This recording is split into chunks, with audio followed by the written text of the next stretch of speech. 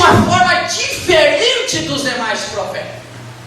Eu acho interessante a chamada de todos os profetas da Bíblia Sagrada, mas a chamada que mais me chama a atenção é a chamada do profeta Ezequiel. Deus trata com ele de uma forma diferente dos demais profetas. Sabe por quê? Porque Deus trata com Ezequiel de uma forma diferente dos outros profetas, em primeiro lugar, revelando-se a sua teofania. Teó quer dizer Deus, fania, manifestação ou revelação. Deus trata com Ezequiel de uma forma diferente dos demais profetas. Em primeiro lugar, se revelando a Ezequiel, se manifestando a Ezequiel, a sua teofania. Deus se manifesta a Ezequiel de várias formas. Você vai ver Deus se revelando a Ezequiel em formas de rodas, de uma forma gloriosa, esplêndida, porque as rodas, elas iam aonde o Espírito os levava. As rodas iam para 4 direções, simbolizando os 4 pontos cardeais da terra. E as rodas, elas se movimentavam conforme os querubins se movimentavam. Era Deus se manifestando a Ezequiel em formas de rodas. Você vai ver Deus se manifestar a Ezequiel em forma de querubins, rosto de homem, rosto de águia, rosto de leão, rosto de boi. Você vai ver Deus se manifestar a Ezequiel em forma de uma panela pegando fogo. Isso são manifestações de Deus. Você vai ver Deus se revelar a Ezequiel dentro de um rio, e um varão com um cordel de medir, convidando ele e dizendo: Ezequiel, entra no rio, Ezequiel. Então Deus trata com Ezequiel de uma forma diferente dos demais profetas. Em primeiro lugar, revelando a ele a sua teofania. Deus se manifesta do capítulo 1 até o último capítulo de várias formas a Ezequiel. Em segundo lugar, Deus tira a sensibilidade humana de Ezequiel. A sua mulher morre e ele não pode plantear por ela, ele não pode chorar por ela. No capítulo 24, Deus vai dizer: Ezequiel, de súbita, de repente, eu vou recolher a sua esposa, e você não vai poder chorar por ela, você não vai poder se lamentar por ela, você não vai poder fazer nenhuma questão de humilhação, você não vai poder se vestir de saco, você não vai poder rapar a cabeça, você vai calçar as suas sandálias e não vai comer pão que outras pessoas te enviem. Isso era a fase de luto naquela época.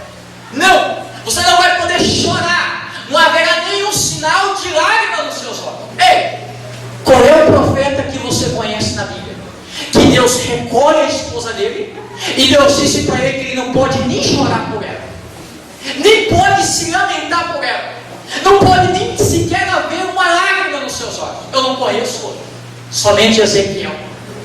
Mas isso era um sinal para Jerusalém, que assim como a esposa de Ezequiel foi tirada rapidamente e ele não pôde chorar, lamentar por ela, assim Deus estava avisando que viria a destruição sobre o templo, e o povo não poderia se lamentar, o povo não poderia chorar, porque o povo foi avisado por Deus.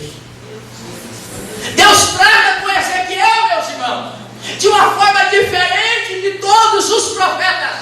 Por quê?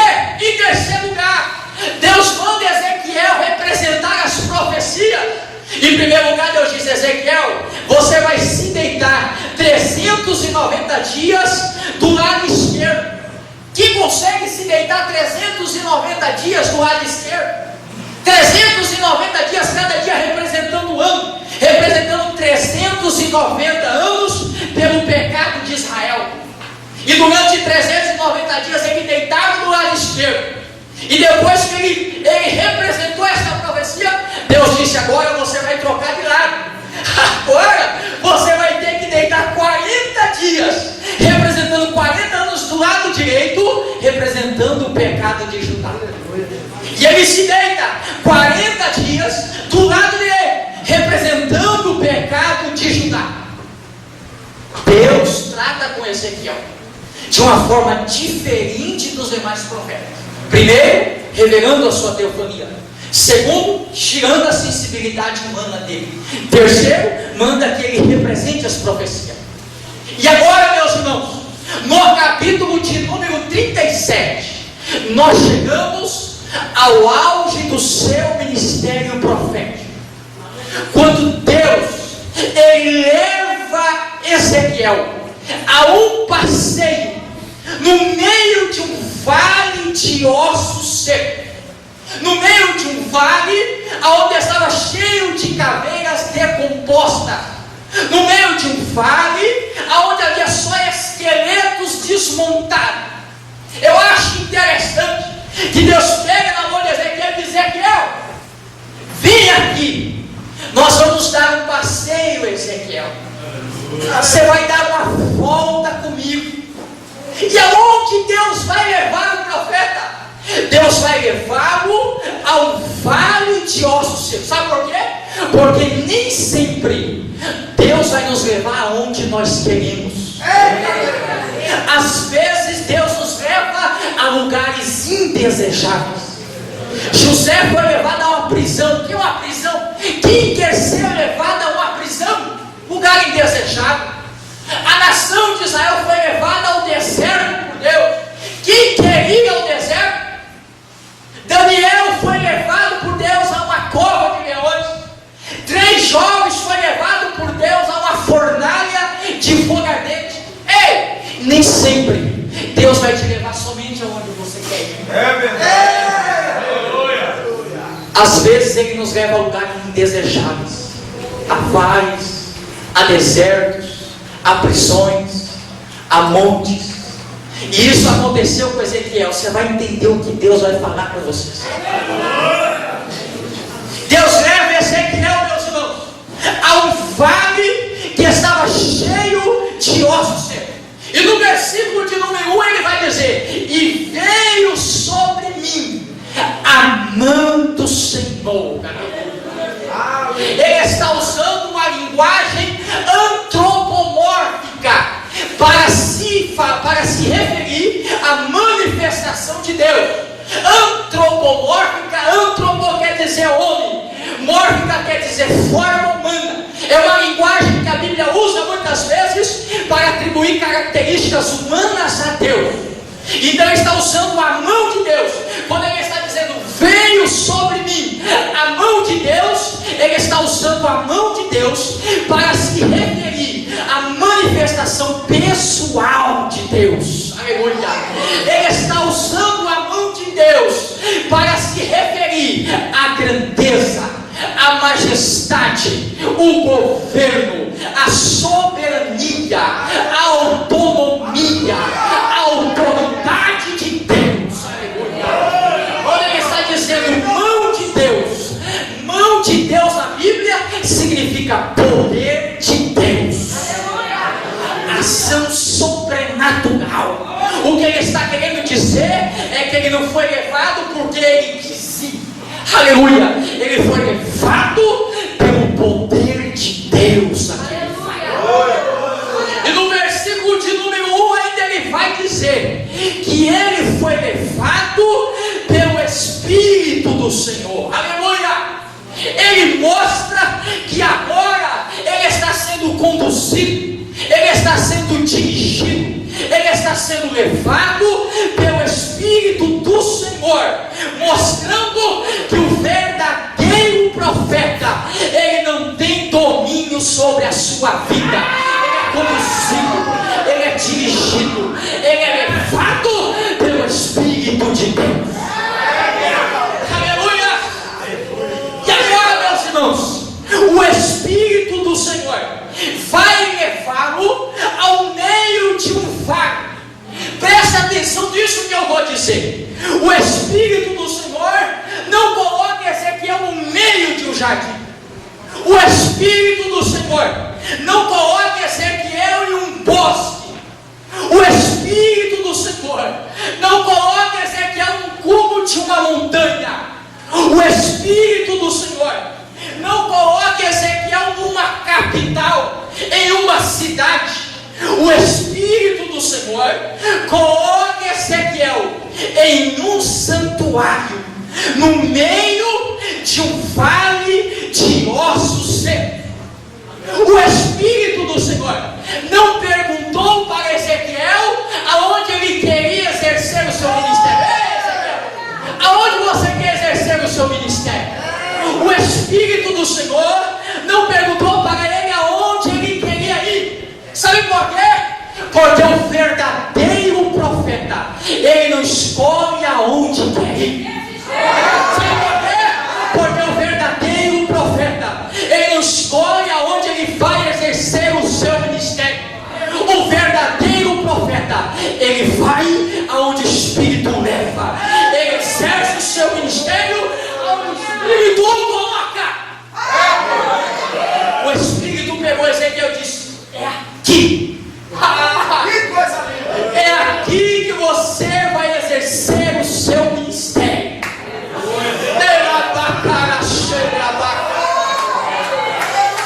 É aqui, Ezequiel. Aleluia.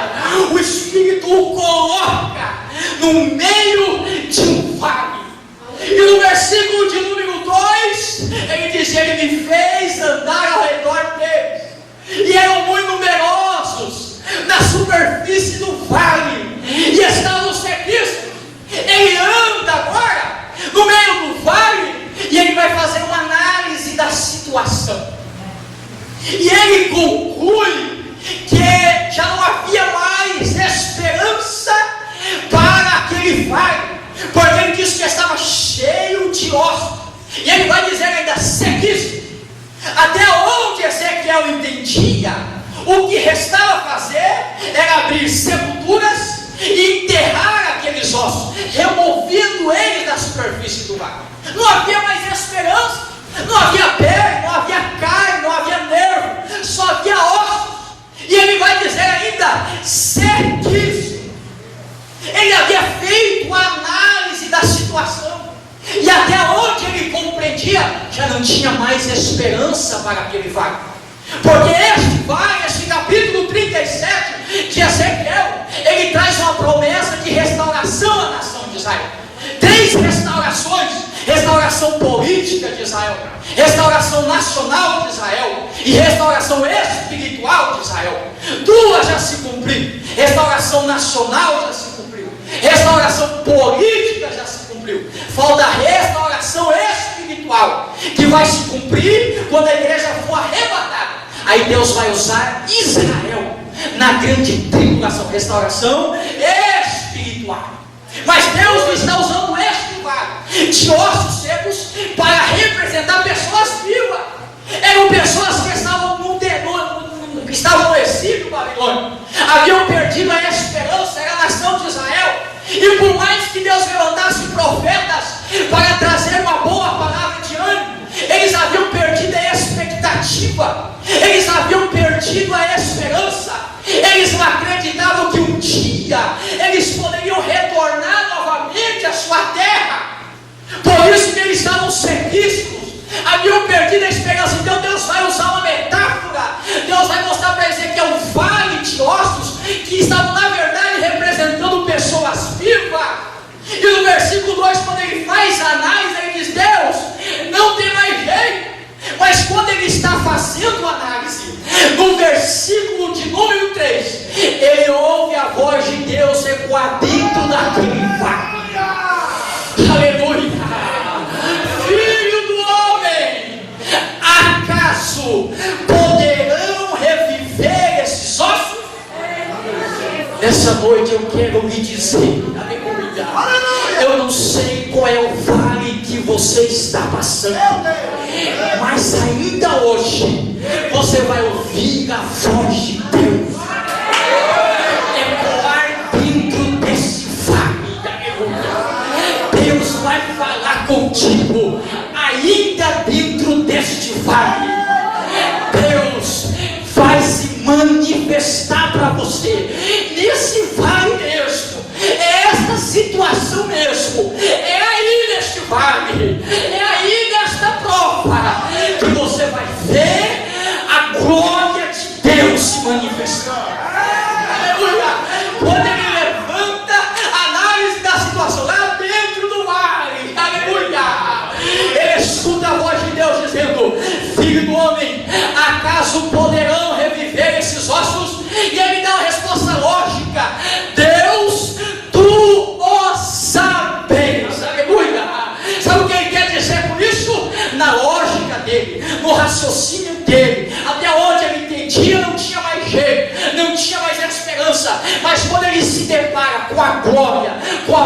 majestade, com a soberania de Deus, ele diz: epa, peraí, tu sabes, ó Deus. O que ele quer dizer com isso? Deus, para mim não tem jeito, mas eu sei que para tu tem jeito.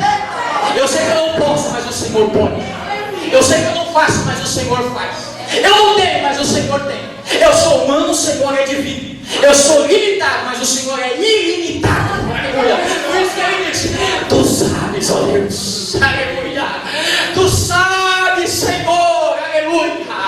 E aqui é que eu vou pregar nesta noite. Agora, meus irmãos, Deus vai pegar 3 elementos na sua mão para usar como meio de restauração. Aleluia. E aqui que eu vou pregar 3 elementos na mão de Deus